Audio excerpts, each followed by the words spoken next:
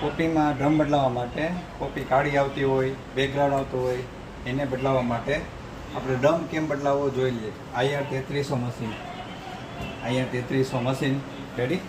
પહેલાં આ ખોલવાનું, ખોલી એને નીચે કરવાનું જેથી કરીને આ તૂટે નહીં. ઓકે. પછી આ છે ડ્રમ યુનિટ, ટોનર યુનિટ, એને ઇન્જેસ કરવાનું. એને બે ભેગા હોય એને જોઈન્ટ ઓછા કરવાનું. પછી આને જેકને નીચે ઉતારવાનું જેથી કરીને ટોનર યુનિટ ફ્રી થઈ જાય. પછી આ બોલ હોય હાથેથી નીકળી જશે, એમ ફેરવશો ને આ રીતે હાથે નીકળી જશે ને ચોટાડી ને ઇઝીથી કાઢી લેવાનું. ધ્યાન રહે કે આ બે ઘીસીની વચમાં હોય ડ્રમ યુનિટ.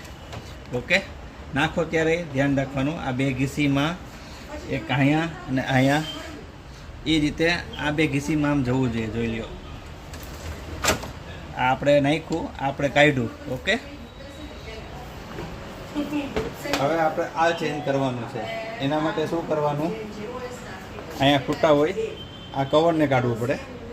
કવરને કાઢવા માટે આ ખૂટો હોય, આ ખૂટો આપણે આમ ફિટ હોય એને આમ ખોલવાના આ રીતે, કોઈ પણ ટેસ્ટર કે હોય ને અહીંયાથી. પછી 3 બોલ હોય, 1 2 3, બરાબર. એક બોલ એટી ખોલ નાખ્યો મેં, આ બીજો બોલ. ઓકે. આ કાઢ્યું, આ કાઢ્યું, આ 2 બોલ ખોલ નાખ્યા. પછી પ્લેટ હોય, આ પ્લેટ કાઢો ને એટલે નીકળીએ. એના માટે અહીંયા સપોર્ટ દેવાનો, સપોર્ટ કરી અને આ રીતે કાઢવાની. આમ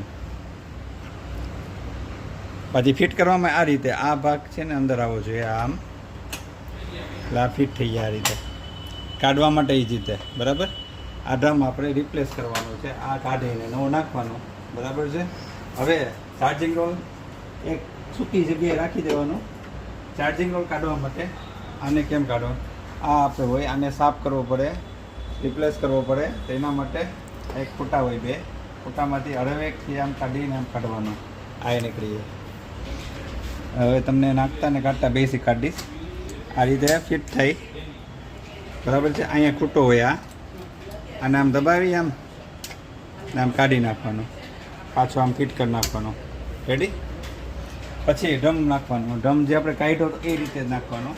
આ ભાગ ગેર સાઈડ અહીંયા આવશે, અહીંયા રાખવાનો, અને આમ રાખવાનો, અને આમ રાખવાનો, અને આમ રાખવાનો, બરાબર.